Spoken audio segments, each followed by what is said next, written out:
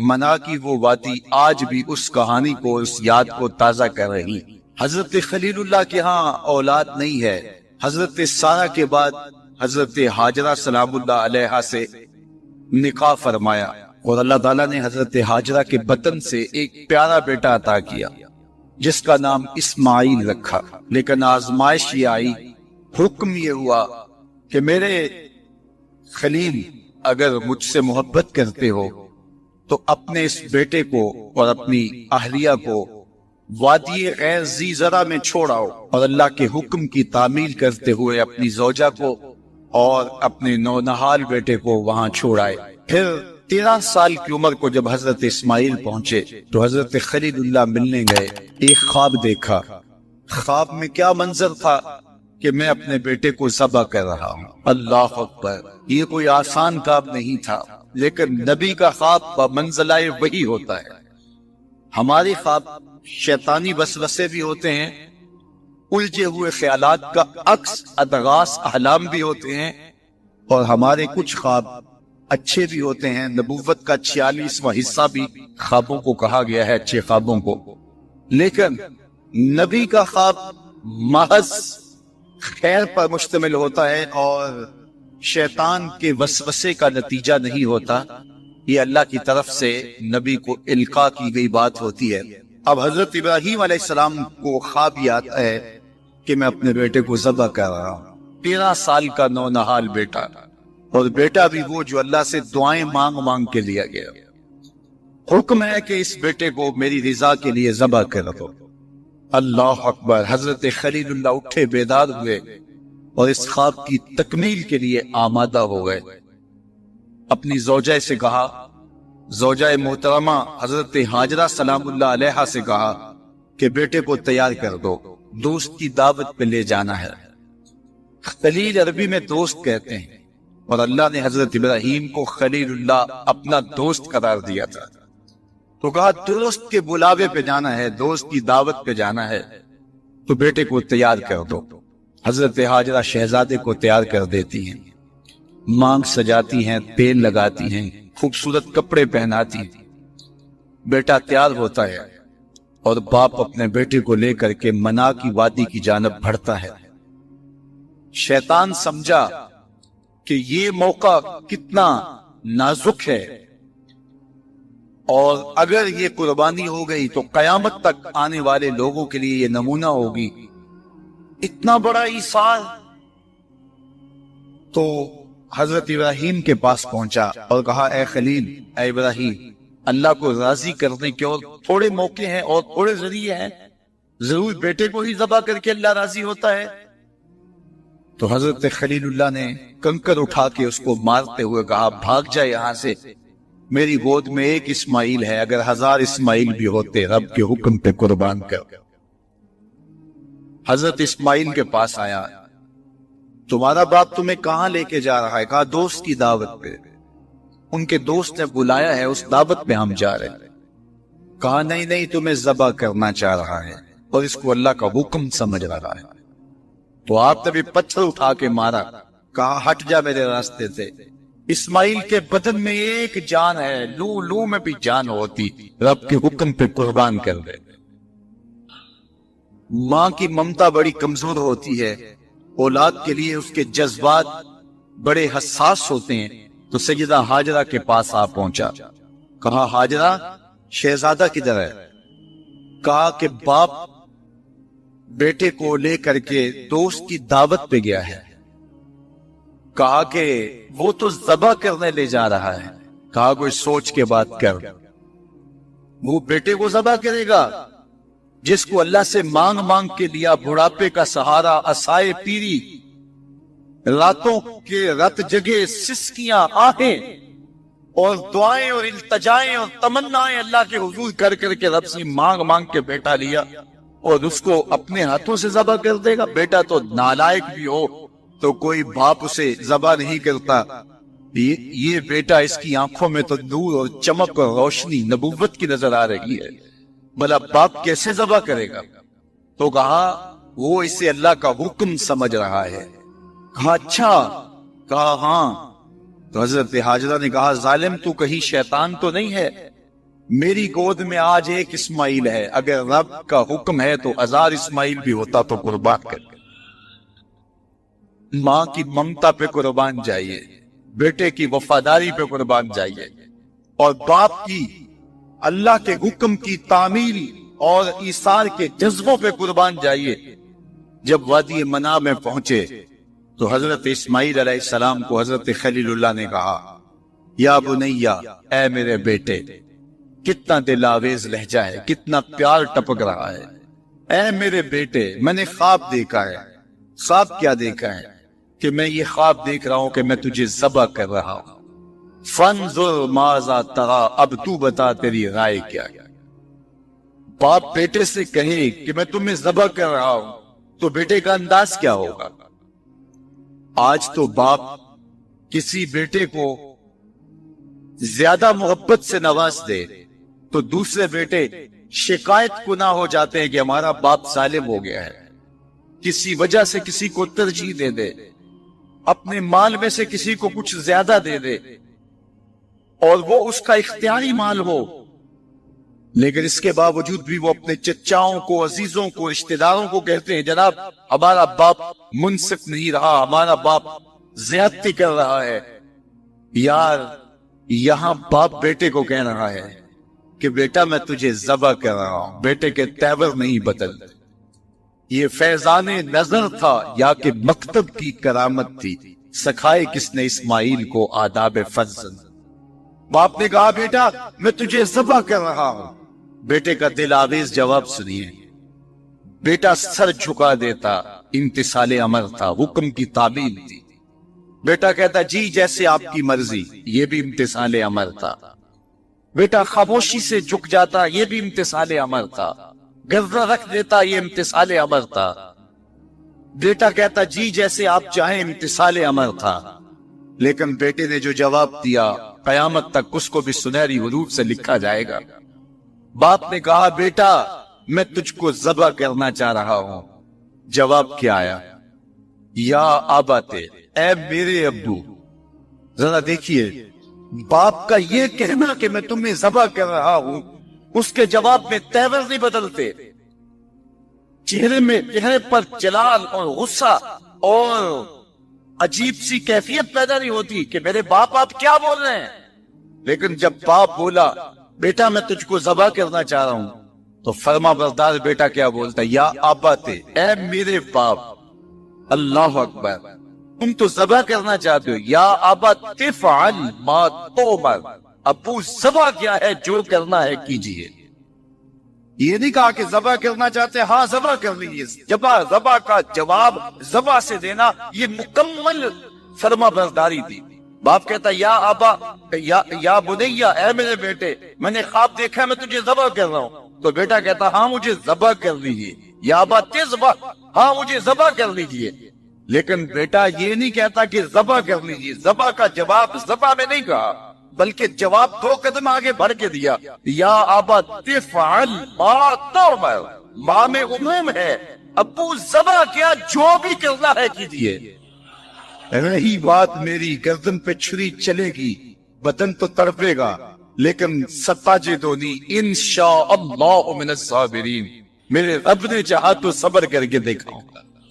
اگر رب کے حکم کی تعمیل میں نونہال بیٹے کی گردن پہ چھری رکھنے کا عزم اور اصرار کی یہ کہانی آپ رقم کرنے جا رہے ہیں تو آپ میرا منظر بھی دیکھیں گے کہ میں تڑپوں گا بھی نہیں۔ یا ابا تفعل ما تؤمر ستجدنی انشاءاللہ من الصابرین، آپ دیکھیں گے میں صبر کر کے دیکھاؤں گا۔ فلما اسلم وتلہ للجبین، قرآن بتاتا ہے جب دونوں راضی ہو گئے، کس بات پہ راضی ہو گئے؟ فلاں نمبر کی گاڑی خرید لیں، فلاں بنگلہ خرید لیں، فلاں فیکٹری خرید لیں۔ باپ اور بیٹے نے یہ طے کیا نہیں، باپ ذبح کرنے پہ راضی ہو گیا اور بیٹا ذبح ہونے پہ راضی ہو گیا۔ فلما اسلم، ایک تو ہمارا اسلام ہے، یہاں دیکھو ان کا اسلام، الاسلام گردن نہادن، اسلام کا معنی یہ ہے گردن رکھ دینا، اپنی مرضی چھوڑ دینا۔ فلما اسلم، جب دونوں نے گردنیں رکھ دی، دونوں نے اس جو ہے وہ یہ طے کر لیا، باپ نے ذبح کرنے کا طے کر لیا، بیٹا نے ذبح ہونے کا طے کر لیا۔ وَتَلَّهُ لِلْجَبِينِ، اور باپ نے بیٹے کو پیشانی کے بل لٹایا۔ اس پر دو قول ہیں، تَلَّهُ لِلْجَبِينِ، پیشانی کے بل یوں لٹایا کہ الٹا لٹایا تاکہ پیچھے سے ذبح کریں، بیٹے کا من منہ چہرہ سامنے نہ ہو، ذبح کرنے میں رکاوٹ نہ بن جائے۔ کوئی بیٹا معمولی تو نہیں، اس کی پیشانی میں نبوت کے اجالے چمک رہے، تو بیٹے کو لٹا دیا اور الٹا لٹایا۔ تَلَّهُ لِلْجَبِينِ، پیشانی کے بل لٹایا، لیکن مفسرین کی ایک جماعت نے کہا نہیں، الٹا نہیں لٹایا۔ تَلَّهُ لِلْجَبِينِ کا معنی کیا ہوا؟ جس طرح ہم آپ جانور کو ذبح کرتے ہیں تو اس کی گردن کو خم دے کے پیچھے زمین پہ لگا دیتے ہیں تاکہ اس کی رگیں تن جائیں اور گردن کھل جائے اور چھری پھیرنے میں آسانی ہو اور جلدی سے جو ہے وہ رگیں کٹ جائیں۔ کہا کہ بیٹے کی ریشم جیسی نازک گردن کو موڑ کے پتھر پر پیشانی کو لگایا۔ اللہ اکبر! بیٹے کو رسیوں سے باندھا ہوا تھا اور اپنی آنکھوں پہ پٹی باندھی ہوئی تھی، اور یہ بیٹے نے کہا تھا ابو مجھے رسیوں میں جکڑ لے، شدت کی درد ہوگی، کہیں تڑپ نہ جاؤں، اور ایسا نہ ہو کہ رب کے حکم کی تعمیل میں آپ کو تاخیر نہ ہو۔ تو باپ نے اپنے ہاتھوں سے اپنے بیٹے کو جکڑا تھا، لیکن جو ہی چھری پکڑ کے باپ بیٹے کو ذبح کرنے لگا، بیٹے نے آواز دی ابا جان رک جائیے۔ کیوں بیٹا، پروگرام تبدیل ہو گیا؟ کہا نہیں، یہ میری رسیاں اتار دیجیے۔ بیٹا کیوں اتاروں، خود تو کہا تھا مجھے رسیوں سے جکڑ لو۔ ابا جان میری رسیاں اتار دیجیے، کہیں کل کا مورخ یہ نہ لکھے باپ ذبح کرنا چاہتا تھا، بیٹا ہونا نہیں چاہتا تھا، باپ نے باندھ کے کیا۔ کھول دیجیے رسیاں، نہیں تڑپوں۔ اللہ اکبر! رسیاں کھول دی جاتی ہیں۔ کائنات نے ایسا منظر کبھی دیکھا نہیں تھا، چشم فلک نے ایسا نظارہ کبھی کیا نہیں تھا۔ منا کی وادی ہے، فولاد جیسے پگھلے ہوئے پہاڑ ہیں، آسمان سے فرشتے بھی جھک جھک کے پورے علمان اور رضوان جنت بھی دیکھ رہے ہیں، مالک قیامت آنے والی ہے۔ کہا فرشتوں تم نے کہا تھا انسان کو خلیفہ بنایا جا رہا ہے، یہ تو لڑائی کریں گے، سجدے تو ہم کریں گے، ذرا میرے بندے کی اس انوکھی ادا کو بھی تو دیکھ۔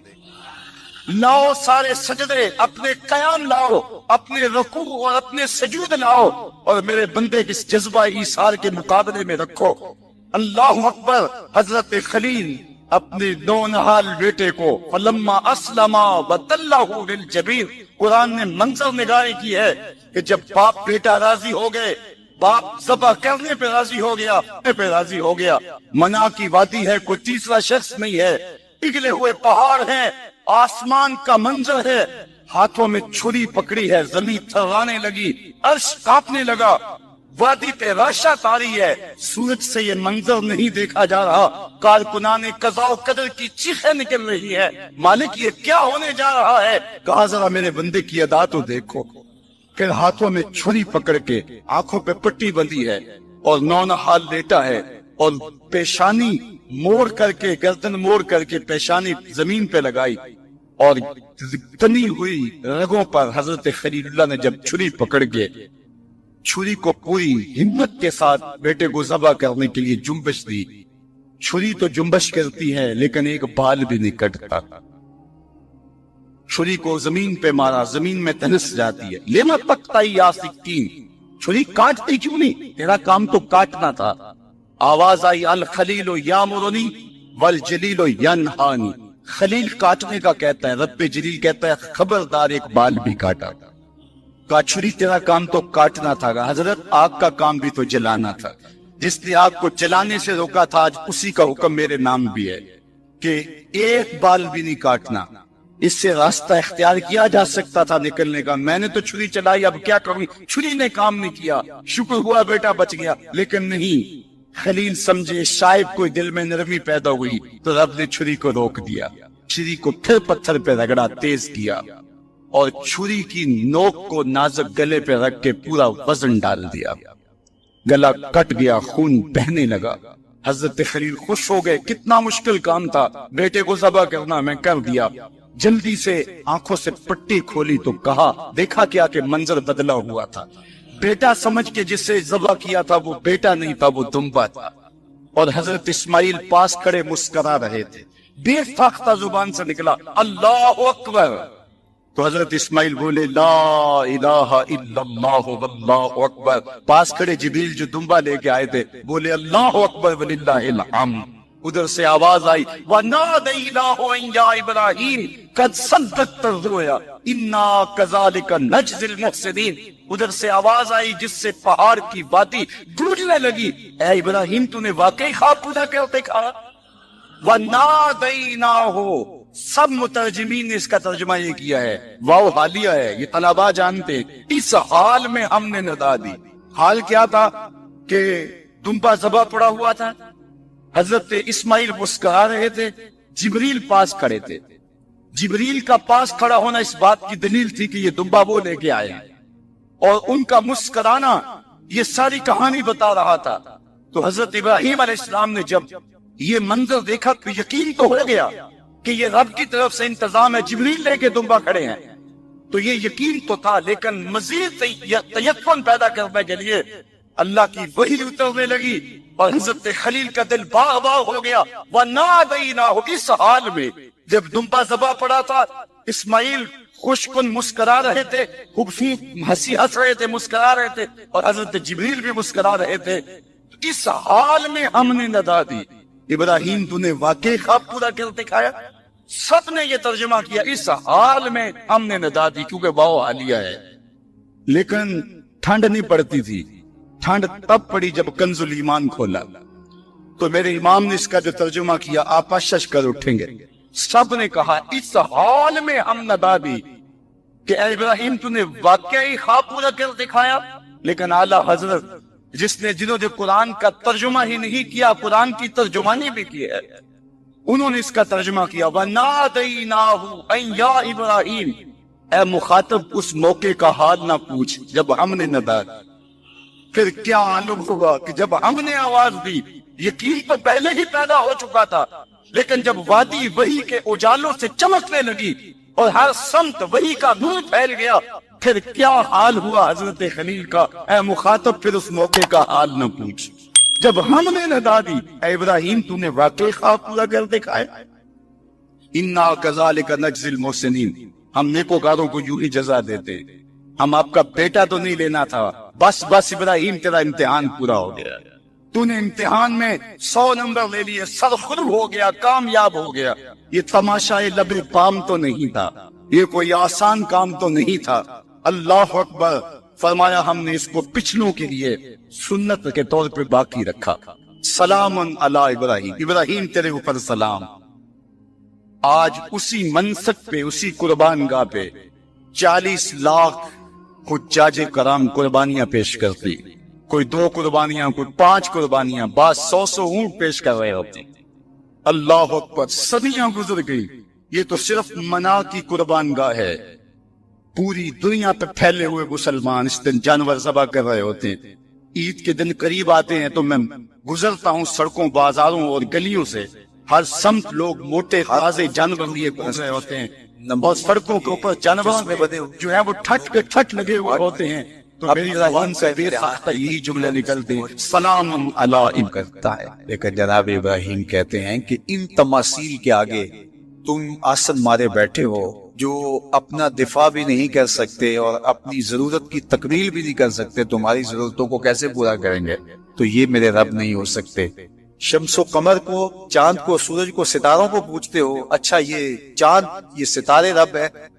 تو جب ڈوب گئے تو کہا کہ جو ڈوبنے والے ہیں وہ میرے رب تو نہیں ہو سکتے. مجھے رب کی ضرورت پڑ جائے, رب ڈوبا ہوا ہو تو مجھے تو وہ چاہیے جو ہر وقت حاضر ہو, تو میں تو اس رب کی پوجا نہیں کر سکتا. یہ ان کے شعور کا امتحان تھا اور اس شعوری امتحان میں پورے نکلے. پھر اس کے بعد اگلا امتحان تھا کہ وہ اس شعور کو بیان کرنے کی طاقت بھی رکھتے ہیں کہ نہیں. پھر بت کدا ٹوٹتا ہے, نمرود کا دربار سجتا ہے, اور وہاں جو خطبہ حضرت ابراہیم نے دیا زمانے نے, جب کلہاڑا اس بڑے بت کے کندھے پہ رکھ دیا اور باقی سارے بتوں کا تیا پانچا کر کے رکھ دیا, جب وہ میلے سے واپس آئے تو ابراہیم بڑی بے نیازی سے بولتے, ان کے بڑے نے کیا ہوگا, دیکھو اسلحہ تو اسی کے کندھے پر ہے. تو وہ کہنے لگے ابراہیم تو جانتا ہے یہ بولتے نہیں, اور حضرت ابراہیم یہی تو لانا چاہتے ہیں. پھر جو خطبہ دیا, اُفٍّ لَكُمْ وَلِمَا تَعْبُدُونَ مِن دُونِ اللَّهِ أَفَلَا تَعْقِلُونَ, افسوس ہے تمہارے اوپر اور افسوس ہے ان پر جن کو تم اللہ کے علاوہ پوجتے ہو. افلا تعقلون، تمہاری کھوپڑی میں دماغ نہیں ہے؟ اور پھر اللہ کی توحید کا بیان فرمایا۔ پھر اس کے بعد جان کا امتحان آیا، تو پھر جلتے ہوئے شعلوں کے اندر جس طرح ہنس کے داخل ہوا پیغام، یہ الگ اور نرالی شان تھی۔ نمرود نے سوچا تھا جل کے راکھ ہو گیا ہوگا چخا میں، لیکن 40 دن کے بعد جب آگ بجھتی ہے تو حضرت ابراہیم انگاروں سے چلتے ہوئے یوں باہر آتے ہیں جس طرح پھولوں پر کوئی نازنین چل کے آ رہا۔ حضرت ابراہیم علیہ السلام کی عادت یہ تھی کہ مہمان کے بغیر کھانا نہیں کھاتے تھے، اور یہ بات ذہن میں رکھو کہ جو کھانا مہمان کے ساتھ کھایا جاتا ہے اس کا حساب نہیں ہوگا، چاہے وہ پرتکلف ہی کیوں نہ ہو۔ تو جب بھی بھوک ستاتی تو کسی شخص کو ڈھونڈ کے لے آتے اور اس کے ساتھ دسترخوان پہ بیٹھ کے کھانا کھاتے۔ ایک دن ایک مہمان کو ڈھونڈ لائے اور کھانا تیار تھا، تو کہا کہ اللہ کا مبارک نام لیجیے اور شروع کیجیے۔ اس نے کہا میں تو اللہ کو نہیں مانتا۔ تو کہا کہ میاں تیرا اور میرا رشتہ کیا ہے؟ میں تجھے اللہ کے نام پہ تو کھلا رہا ہوں کہ تو اس کا بندہ ہے، اور اگر تو اس کا نام ہی گوارا نہیں کرتا تو پھر کیا باقی بچا؟ اس نے کہا روٹی کے چند لقموں کے لیے میں اپنے بت سے بے وفائی نہیں کر سکتا، میں بتوں کا پجاری ہوں اور مجھے بھوک بھی لگی ہے، لیکن میں اپنے بتوں سے بے وفائی نہیں کر سکتا۔ تو حضرت ابراہیم نے فرمایا تو اتنا غیرت مند ہے، اپنے بتوں کے ساتھ تیری یہ وفا ہے، تو سن پھر میں بھی اللہ کے نام کے علاوہ تجھے ایک لقمہ نہیں دے سکتا۔ اس نے کہا کوئی بات نہیں، اٹھ کے چلا گیا۔ وہ چلا گیا تو جبریل آ گئے، رب کا سندیسہ دیا، ابراہیم تو نے میرا بندہ ناراض کر دیا۔ یا اللہ وہ تیرا بندہ تھا، تیرا نام لینا گوارا نہیں تھا۔ کہا ابراہیم اس کی عمر کتنی ہوگی؟ مالک 70-80 کے بیٹے میں ہوگا۔ تو کہا اتنا عرصہ ہو گیا نا کہ میں اس کو دے رہا ہوں، تم ایک دن نہیں کھلا سکے۔ اب ابراہیم علیہ السلام ان کو ڈھونڈ رہا، وہ پہاڑ چڑھ رہا تھا، تو آواز دی اور میاں آ جاؤ کھانا ٹھنڈا ہو رہا ہے۔ اس نے کہا آ جاؤں گا لیکن تمہارے رب کا نام نہیں لوں گا۔ کہا نہ لینا، آ جاؤ۔ آیا دسترخوان پہ بیٹھا، کھانا شروع ہوا تو کہنے لگا کہ پہلے تو بڑے غصے میں تھے، جلال میں تھے کہ رب کا نام نہیں لوگے تو کھانا نہیں دوں گا، ایک دم تبدیلی کیسے آ گئی؟ کہا اسی رب کا سندیسہ آیا ہے کہ مجھے بھی تو اتنا عرصہ ہوا کہ دے رہا ہوں، تم ایک دن نہیں دے سکے۔ تو اس نے کہا تیرا رب اتنا مہربان ہے تو مجھے بھی اس اپنے رب کا غلام بنا لے۔ تو جو اسے مانتا ہے اسے بھی دیتا ہے، جو نہیں مانتا تو یہ نہیں دھوکہ کھانا چاہیے کہ فلاں کے پاس رزق کتنا ہے اس لیے وہ اللہ کا مقبول ہے، فلاں تخت حکومت میں بیٹھا ہے اللہ کا مقبول ہے، یہ کوئی دلیل نہیں۔ کتنے لوگ ہیں جو اس کے منکر ہیں، اس کے وجود کے منکر ہیں، لیکن اس کے باوجود ان کو اتنا عطا کرتا ہے۔ بلکہ فرمایا اگر تمہارا مجھے لحاظ نہ ہو تو کافروں کے گھروں کی سیڑھیاں بھی سونے اور چاندی کی، چونکہ ان کو سب کچھ دنیا پہ دے دیا جائے گا، آخرت میں ان کا کوئی حصہ نہیں۔ لیکن مسلمان کہیں گے ہم تو پھر مار ہی دیے گئے، تو تمہاری دل جوئی مقصود ہے، تمہارا لحاظ ہے، ورنہ ہم ان کو اتنا دیں کہ ان کے گھروں کی سیڑھیاں بھی سونے اور چاندی کی ہوں۔ یہ فرعون جو تھا جس نے خدائی کا دعویٰ کیا، بلکہ کہا انا ربکم الاعلی، میں تمہارا بڑا رب ہوں، اور اپنی پرستش کرواتا تھا ساری زندگی، کوئی بیماری تو دور کی بات ہے اس کے سر میں درد بھی نہیں ہوا۔ رزق اللہ اسے بھی دیتا ہے جس سے وہ پیار کرتا ہے، اسے بھی دیتا ہے جس سے وہ پیار نہیں کرتا۔ وہ صرف رب المومنین نہیں ہے، وہ رب العالمین ہے، صرف مومنوں کا رب نہیں ہے، وہ تمام جہانوں کا رب ہے، لیکن دین صرف اسے دیتا ہے جس سے وہ پیار کرتا ہے، جس سے وہ محبت کرتا ہے۔ یہ بات ذہن میں رکھیے گا کہ اللہ کی محبت کی دلیل یہ ہے کہ آپ کو دین دے دیا گیا۔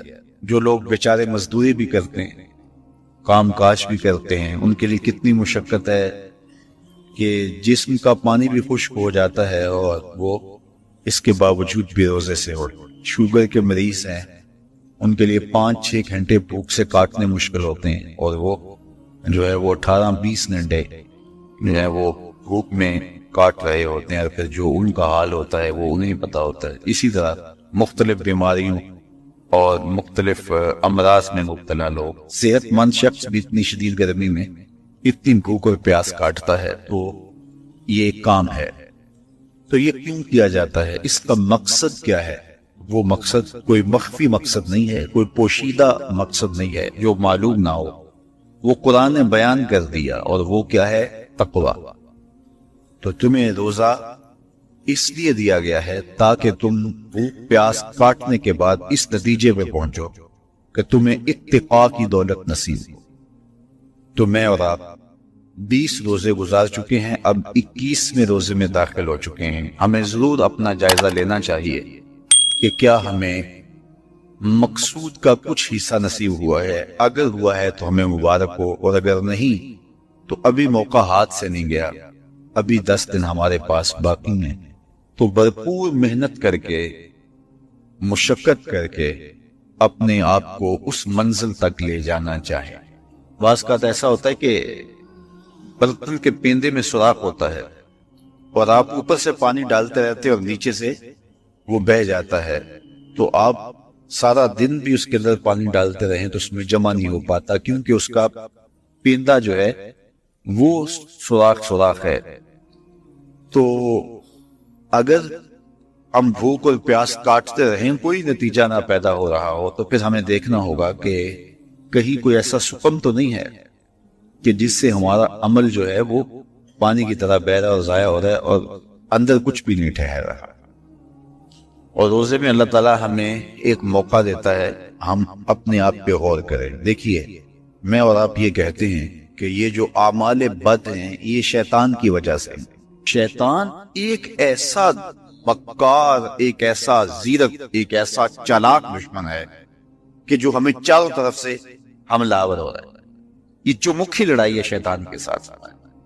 اس نے کہا میں دائیں سے آؤں گا، بائیں سے آؤں گا، آگے سے آؤں گا، پیچھے سے آؤں گا، وہ کسی نہ کسی طریقے سے آتا ہے۔ اور جب شیاطین جکڑ دیے گئے، اب ہم دیکھیں کہ ہمیں جو بہکاتا تھا، ہمارے ساتھ مکر اور چالاکی کے ساتھ ہمیں راہ مستقیم سے ہٹانے کی کوشش میں لگا ہوا تھا، اب وہ تو جکڑ دیا گیا، اور ہم اس کے باوجود بھی گناہ کی زندگی میں کیوں ہیں؟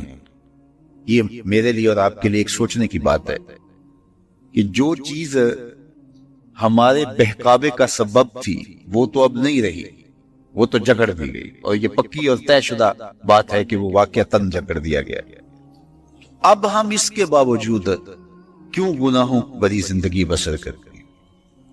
تو ایک ہمارے لیے یہ سوچنے کا موقع ہے، کیا شیطان کی مسلسل صحبت کے نتیجے میں کہیں ہم خود ہی شیطان سے تو نہیں ہو گئے کہ شیطان بند بھی گیا ہے، اور اس کے باوجود اگر ہم کسی کو دکھ دے رہے ہیں، اس کے باوجود ہم کسی کی غیبت کر رہے ہیں، اس کے باوجود ہم کسی پہ ظلم کر رہے ہیں، اس کے باوجود اگر ہم رزق حلال کی بجائے رزق حرام اکٹھا کر رہے ہیں، تو پھر ہمیں دیکھنا ہوگا کہ کہیں ایسا تو نہیں ہے کہ شیطان کی مسلسل صحبت کی وجہ سے اس کی صفتیں ہمارے اندر تو پیدا نہیں ہوگی، اس نے ہمیں اپنے رنگ کے اندر رنگ تو نہیں دیا۔ شیطان کی وجہ سے ہم اتنے شیطان وصف ہو گئے، شیطان صفت بن گئے کہ شیطان رخصت بھی ہو چکا، جکڑا بھی گیا، لیکن اپنی عادتیں، اپنے اوصاف، اپنا رنگ ہمارے اوپر چڑھا گیا۔ ہم جہاں تھے اور وہیں کے وہیں کھڑے ہیں، اور ماہ سیام ہر سال آتا ہے اور گزر جاتا ہے، اور ہم جہاں ہوتے ہیں پھر وہیں کے وہیں ہوتے ہیں۔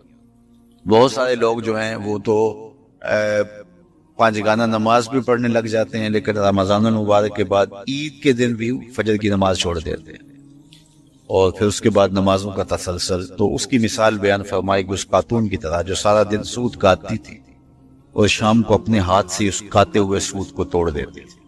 تو قرآن نے کہا تم اس عورت کی طرح نہ ہو جاؤ جو اپنے ہاتھ سے کاٹتی ہے اور پھر شام کو اس کو توڑ کے ریزہ ریزہ کر دیتی ہے۔ تو جو بھی نصیب ہو، تھوڑا نصیب ہو، لیکن اگر پیندے میں سوراخ نہیں ہے تو ایک ایک قطرہ بھی روز پڑے گا تو ایک دن برتن بھر جائے گا، اور پیندے میں اگر سوراخ ہے تو جتنا مرضی ڈالتے رہو گے ایک قطرہ بھی اس کے اندر نہیں روک پائے گا۔ تو سب سے پہلے ہمیں اپنے آپ کو محفوظ کرنا ہوگا، وہ برائی کے راستے بند کرنے ہوں گے، اور اپنے من کی صفائی اور ستھرائی کے لیے کوشاں ہونا پڑے گا۔ تو یہ رمضان ہمیں سکھاتا ہے، ماہ سیام ہمیں بتاتا ہے کہ ہم کس طرح اپنے آپ کو بچا سکتے ہیں۔ جب بھی کوئی سائل کسی سے مانگتا ہے تو 2 طریقے ہوتے ہیں، کچھ سائل ایسے ہوتے ہیں جو کوئی بات نہیں کرتے، سیدھا کے ہاتھ پھیلا دیتے، ایک تو سائل یہ ہے۔ اور سائل مانگنے والے جو بڑے اچھے طریقے سے مانگنے کا بھی فن جانتے تو ان کا طریقہ یہ نہیں ہوتا کہ کسی کے آگے جا کے بس ہاتھ پھیلا دے، پہلے وہ اس کی تعریفیں کرتے ہیں، پھر جو ہے وہ اس کی رحم دلی کا ذکر کرتے ہیں، پھر اس کے مال و اسباب جو اس کو دیے گئے ہیں ان کے قصیدے پڑھتے ہیں، پھر اپنی وفاداری کا اظہار کرتے ہیں، پھر جھولی پھیلاتے ہیں۔ تو یہ دوسرا اور مہذب طریقہ ہے۔ ایک تو مانگنے والا اپنی ضرورت کو یوں ہی کسی کے سامنے رکھ دے، اور ایک یہ ہے کہ مانگنے والا اپنی ضرورت کو رکھنے سے قبل جس سے مانگ رہا ہے پہلے اس کی تعریف کرے۔ اب بندے اللہ سے ہدایت مانگنے کے لیے کھڑے ہوئے، پہلے تو وضو کیا، صاف ستھرے ہوئے، کانوں پہ ہاتھ لگائے، اس کے بعد ہاتھ باندھ کے ادب سے کھڑے ہو گئے، اور اب مانگنے لگیا تو کیا بولے؟ الحمدللہ رب العالمین۔ وہ آتے ہیں نا مانگنے والے دروازے پہ تو کہتے ہیں دوبارہ وسدہ روے، فلاں ہو فلاں ہو، وہ تعریفیں کرنے لگ جاتے ہیں۔ تو یہ مرحلہ ہوتا ہے، ابھی اس نے سوال لب پہ نہیں لایا ہوتا تو گھر والا پہلے بچے کو کہتا ہے جا اتنے پیسے اس کو دے گیا، میاں وہ تو آپ کی تعریفیں کر رہا ہے، مانگ تھوڑا رہا ہے، وہ سمجھتا ہے جو تعریفیں کرنا شروع ہو گیا یہ مانگنے کے لیے تو کر رہا ہے۔ اللہ اکبر۔ تو جب بندہ الحمدللہ کہتا ہے رحمت اسی وقت برسنا شروع ہو جاتا ہے۔ الرحمن الرحیم، میں سخی کی دہلیز پہ کھڑا ہوں جو رحمان بھی ہے جو رحیم بھی ہے، محض اپنے کرم سے عطا کرتا ہے، رحم کی بھیک مانگ رہا ہوں۔ پھر کیا کہہ رہا ہے؟ مالک یوم الدین، کسی کنگال سے نہیں مانگ رہا، اس سے مانگ رہا ہوں جو مالک ہے، دنیا کا بھی مالک ہے، آخرت کا بھی مالک ہے۔ پھر اس کے بعد اگلی بات کیا کہتا ہے؟ ایاک نعبد و ایاک نستعین، مالک میں پوچھتا بھی تجھے ہوں اور مانگتا بھی تجھ سے ہوں۔ دیکھو سائل اس اعتبار سے بھی دو طرح کے ہوتے ہیں، ایک سائل ہوتا ہے جو بائی پاس پہ اترتا ہے، ایک کے گھر کے سامنے جاتا ہے، یہی طریقہ صحیح مانگنے کا، لیکن جاتا ہے کہ گھر کے سامنے تعریفیں کرتا ہے، اور مالک خانہ کو پتا ہوتا ہے کہ یہ ہمسایہ سے بھی مانگ کے آیا ہے، میرے گھر سے بھی مانگ رہا ہے، اگلے گھر سے بھی مانگ رہا ہے، تو وہ اسے تھوڑا سا آٹا دے دیتا ہے، 1 روپیہ دے دیتا ہے، اس کو پتا ہے اس نے پورا گاؤں مانگنا ہے، آدھا گاؤں مانگ آیا ہے، آدھا گاؤں اس نے بھی مانگنا ہے، تو سارے 1 روپے دیتے ہیں۔ ایک تو سائل وہ ہے جو در در پہ جاتا ہے، اور ایک سائل بائی پاس سے اترا، وہاں سے پل عبور کیا، پھر گلی سے گزرتے ہوئے یہاں آیا، اور یہاں آ کے آپ کے ساتھ اس نے کہا کہ میں کسی در پہ نہیں گیا، آپ کے پاس آیا ہوں، اب آپ نے میری ضرورت پوری کرنی ہے، تو پھر 8 آنے 5 روپے تو نہیں دیے جائیں گے، پھر تو جو میری استطاعت ہوگی، جو آپ کی استطاعت ہوگی، اس استطاعت کے مطابق دیں گے کہ یہ سارا شہر چھوڑ کے آیا ہے، یہ کسی سے نہیں مانگتا، یہ مجھ سے ہی مانگتا ہے، تو پھر آپ اس کی ضرورت پوری کریں گے۔ اگر آپ کے بس میں ہوا تو مانگنے والا کیا کہہ رہا ہے؟ ایاک نعبد، یہ پیشانی کہیں اور نہیں جھکتی، و ایاک نستعین، یہ جھولی کسی اور چوکھٹ پہ پھیلتی نہیں۔ وہ کریم، وہ مالک رب جو تمام جہانوں کا رب ہے، میں اس کی دہلیز پہ کھڑا ہوں، اور آیا سیدھا اسی کی دہلیز پہ ہوں، نہ اس سے پہلے کسی در پہ گیا ہوں، نہ اس کے بعد کسی در پہ جانا ہے، تو پھر مالک بھی کرم نوازیاں اور رحمتیں اس کی جھولی میں ڈال دیتا ہے۔ اب اتنی لمبی تمہید باندھنے کے باوجود مانگا کیا؟ ذرا غور کیجئے، یہ وہ ہے جو ہم ہر روز ہر نماز کی ہر رکعت میں مانگتے ہیں، اور مانگنے کا طریقہ کتنا خوبصورت ہے، اور مانگنے والے یوں ہی مانگا کرتے ہیں، پہلے جس سے مانگنا اس کی تعریفیں کرتے ہیں۔ آپ نے مانگنے والوں کو دیکھا جو سلیقے سے مانگتے ہیں، تیرے بچے وس دے رہے ہیں، تیری جد آباد رہے، تیرا خاندان آباد رہے، وہ مانگتے ہیں، اس طرح پہلے تعریفیں کرتے ہیں، پھر کہتے ہیں تیری فیکٹریاں چلتی رہیں، تیرے جو ہے تیری جائیداد بڑھتی رہے، تو وہ اس کے خزانوں کا ذکر کرتے ہیں، اور پھر کہتے ہیں کہ یہ فقیر نہ مانا تیری چوکھٹ پہ آیا ہے، اس کی ضرورتیں تو پوری کر دے۔ اب بندہ بھی اللہ کے حضور جب حاضر ہوتا ہے تو مانگنے کا سلیقہ کیا ہے؟ سب سے پہلے کہتا ہے الحمدللہ رب العالمین، میں کسی کنگال کی چوکھٹ پہ نہیں آیا، تمام جہانوں کے پالن ہار کی چوکھٹ پہ آیا، اسی کی تعریفیں اختیاری بھی غیر اختیاری بھی، واسطے کے ساتھ بھی بلا واسطے کے ساتھ بھی، اسی کی خوبی ہیں، سارے اسی کے کمال ہیں، بس سارے اسی کے ہیں۔ پھر اس کے بعد کہتے ہیں رحمان الرحیم، وہ رحمان بھی ہے وہ رحیم بھی ہے۔ پھر اس کے بعد کہتا ہے مالک یوم الدین، وہ دنیا کا ہی مالک نہیں، آخرت کا بھی مالک ہے، یوم حساب کا بھی مالک ہے۔ پھر اس کے بعد اپنی وفاداری جتلاتے ہوئے کہتا ہے ایاک نعبد و ایاک نستعین، مالک سارا جہاں بس رہا ہے، میں نے کسی سے نہیں مانگا، میں نے جھولی تیری چوکھٹ پہ پھیلائی ہے، میری پیشانی تیرے حضور جھکتی ہے، یہ پیشانی کسی اور کے حضور کبھی نہیں جھکی نہ جھکے گی۔ یہ سب عرض کرنے کے بعد پھر مانگتا کیا؟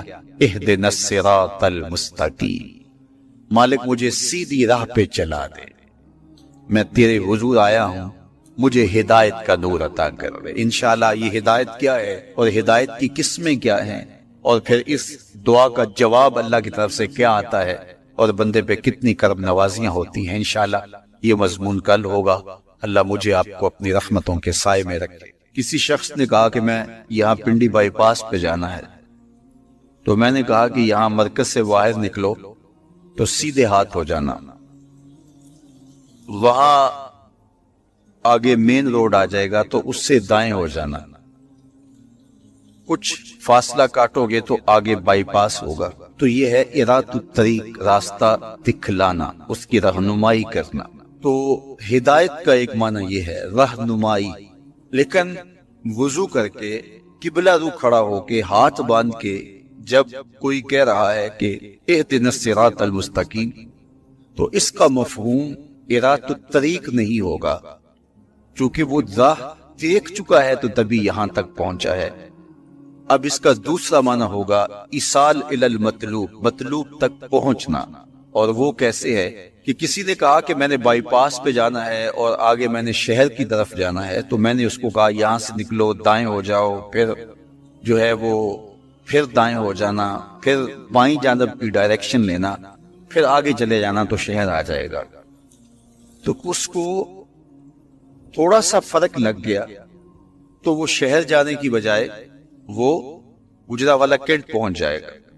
ارات الطریق میں بھٹکنے کے امکان موجود ہے، اور اگر کوئی راستے میں بھٹکانے والا کھڑا بھی ہو، ٹریفک پولیس کا وارڈن راستے میں کھڑا ہو اور اس نے وردی وہی پہنی ہوئی ہو، تو وہ کہے کہ نہیں تم ادھر جاؤ، تو گو میں نے راستہ دکھا دیا، لیکن وہ شخص اس شخص سے دھوکہ کھا جائے گا کہ یار یہ ٹریفک پولیس کی وردی میں ہے تو یہ تو غلط نہیں بتا رہا، تو وہ اس کو کسی اور سمت گھما کے پہنچا دے گا۔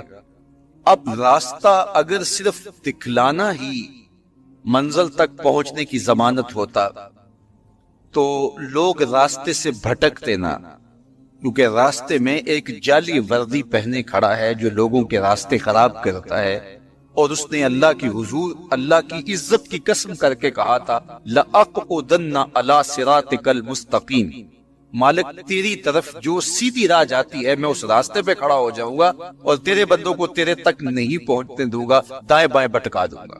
تو ارات الطریق میں بھٹکنے کے امکان موجود ہیں۔ اور دوسرا ہے ایصال الی المطلوب، آپ نے کہا کہ میں نے شہر جانا ہے، مجھے راستہ بتاؤ، میں نے آپ کا بازو پکڑا، آپ کو ساتھ لیا اور شہر پہنچا کر کہا کہ یہ تمہاری منزل ہے، تو اس کو کہتے ہیں ایصال الی المطلوب، مقصود تک، منزل تک، مطلوب تک پہنچا دینا۔ تو اہدنا الصراط المستقیم میں بندہ اللہ سے منزل تک پہنچنے کا مطالبہ کرتا ہے، راستہ دیکھ چکا ہے لیکن پھر بھی کہتا ہے مالک میں چلوں گا تو شیطان راستے میں کھڑا ہے، میری راہ مار دے گا، تو کرم کر، دستے کرم بڑھا اور مجھے منزل تک پہنچا دے۔ اور جب وہ دستے کرم اور رحمت بھرا ہاتھ دیتا ہے تو پھر منزل تک پہنچنے میں دیر نہیں لگتی۔ آج خود کوئی جتنا مرضی سفر کرے منزل نصیب نہیں ہو سکتی جب تک اس کی کرم نوازی نہ ہو۔ بہلول دانا دریائے دجلہ کے کنارے پہ گھوم رہا تھا کہ ہارون الرشید نے کہا کہ اس کو میرے تک پہنچایا جائے، تو اوپر والوں نے کمند نیچے پھینکی اور نیچے والے خدام نے اس کو پکڑ کے اس کمند میں بٹھایا اور ان اوپر والوں نے اوپر کھینچ لیا، تو 2 لمحوں کے بعد محل کی چھت پر بادشاہ کے سامنے تھا۔ تو بہلول کو ہارون الرشید نے پوچھا بہلول بتاؤ خدا تک کیسے پہنچے؟ تو بہلول نے مسکرا کے کہا بادشاہ جیسے آپ تک پہنچا۔ کہا بات سمجھ نہیں آئی، کہا میں خود آنا چاہتا تو کئی واسطوں سے گزر کے دیوان خانے میں پہنچتا، پھر درخواست جمع کرواتا، اور پھر آپ تک کئی واسطوں سے وہ درخواست پہنچتی، پھر آپ وقت دیتے۔ جو وقت آپ نے دیا ہوتا، ہو سکتا آپ کے کوئی شاہی مہمان آ جائیں اور کسی ملک کا کوئی سفیر آ جائے اسی تاریخ کو، تو میری ملاقات منسوخ ہو جاتی۔ میں چاہتا تو مہینے سال لگ جاتے، ملاقات ہوتی نہ ہوتی، اور جب آپ نے چاہا ہے تو 2 گھڑیاں بھی نہیں لگی۔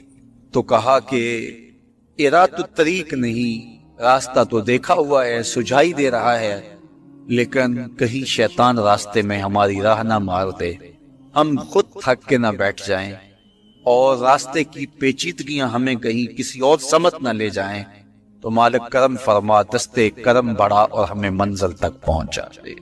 تو جب یوں سوال کیا تو جواب کیا آیا، صراط الذین انعمت علیہم۔ تو یہ سائل کے سوال کے اندر ہی جواب ہے۔ فوراً اس کے لبوں پہ یہ سوال جاری کر دیا گیا جس میں جواب ہے، مالک ان لوگوں کے راستے پہ چلا جن پر تیرا انعام ہوا۔ اور اللہ کا انعام کن پر ہوا؟ انبیاء پر، صدیقین پر، شہداء پر اور صالحین پر۔ اس طبقے پر اللہ تعالیٰ کا انعام اور اس کی کرم نوازیاں نازل۔ تو کہا اگر تم میرے تک پہنچنا چاہتے ہو تو انبیاء کے راستے پہ چلو، صدیقین کی راہوں پہ چلو، صالحین اور شہداء کے راستے پہ چلو، تمہیں منزل نصیب ہو۔ یہ وہ خوش نصیب لوگ ہیں جو میرے تک پہنچے ہوئے ہیں، اور جب تم ان تک پہنچ جاؤ گے جو خدا رسیدہ ہیں تو تم بھی منزل تک پہنچ جاؤ۔ علماء کے مابین اس بات میں اختلاف ہے کہ مکہ المکرمہ افضل ہے یا مدینہ الرسول افضل ہے صلی اللہ علیہ وسلم۔ ایک علمی اختلاف ہے، بعض نے کہا مکہ افضل ہے، دلائل دیے، بڑا وزن دلائل ہے۔ بعض نے کہا مدینہ المنورہ افضل ہے، دلائل دیے، بڑا زور ہے دلائل۔ جو مدینہ المنورہ کی عظمت کے قائل ہیں، افضل ہونے کے قائل ہے، وہ مکہ المکرمہ کی عظمت کے منکر نہیں ہیں۔ جو مکہ المکرمہ کے افضل ہونے کے قائل ہے وہ مدینہ المنورہ کی عظمت کے منکر نہیں ہیں۔ یہ علمی اختلاف ہے، دلائل ہے دونوں جانب۔ بعض نے کہا مکہ شریف افضل، بعض نے کہا مدینہ شریف افضل۔ شیخ عبدالحق محدث دہلوی نے ایک تیسرا مسلک پیش کیا، وَأَنْتَ حِلٌّ بِهَذَا الْبَلَدِ سے روشنی لے کر کے۔ بعض نے کہا مکہ شریف افضل، بعض نے کہا مدینہ شریف افضل۔ شیخ فرمانے لگے جب حضور مکے میں تھے تو مکہ افضل تھا، جب مدینے آ گئے تو مدینہ افضل ہو گیا۔ جدھر جدھر سے وہ گزرتے گئے مجد و شرف بھی پیچھے پیچھے رہا۔ چند لمحوں کے لیے ٹھہرے تھے تم جس پیڑ کے نیچے، چند لمحوں کے لیے ٹھہرے تھے تم جس پیڑ کے نیچے، سنا ہے آج تک اس پیڑ کا سایہ مہکتا ہے۔ مکے میں تھے تو مکہ افضل تھا، مدینے میں تھے تو مدینہ افضل تھا۔ ایک بار وہ جدھر سے گزرے اے نصیر، ایک بار وہ جدھر سے گزرے اے نصیر، بار بار ادھر سے بہار گزری ہے۔ تو جو مکے میں تھے تو مکہ افضل تھا، مدینے میں آ گئے تو مدینہ افضل ہے۔ تو شرف مکان کا نہیں ہوتا، شرف مکین کا ہوتا ہے۔ حضرت شیخ شہاب الدین سہروردی علیہ رحمہ سے کسی نے کہا کہ میں ایک مسئلہ پوچھنا ہے۔ آپ نے کہا پوچھئے۔ کہا کہ اس کائنات میں سب سے افضل جگہ کون سی ہے؟ تو شیخ نے فرمایا بیٹا وہی جگہ جہاں حضور تشریف فرما ہے۔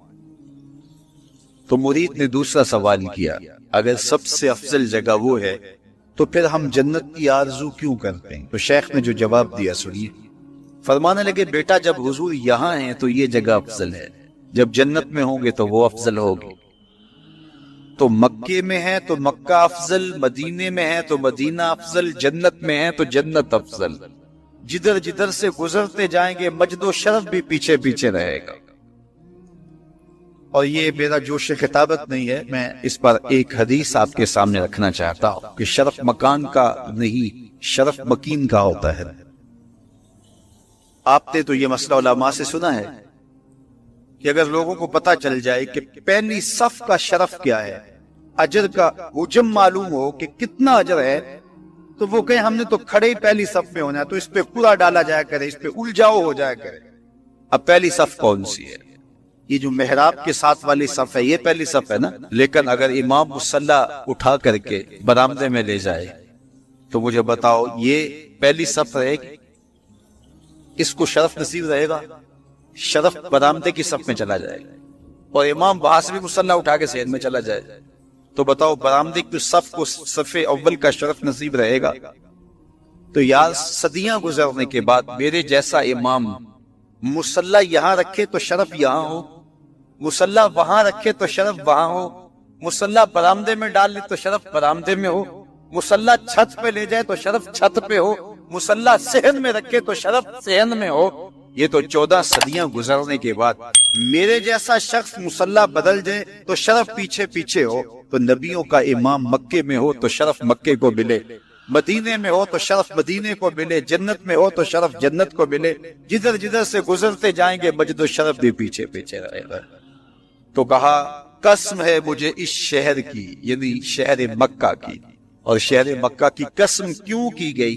کہا محبوب اس شہر میں تو جو رہتا ہے، اس شہر کی گلیوں نے تیرے قدم جو چومے ہیں، اس شہر کی ہواؤں نے تیرے سانسوں کی مہک جو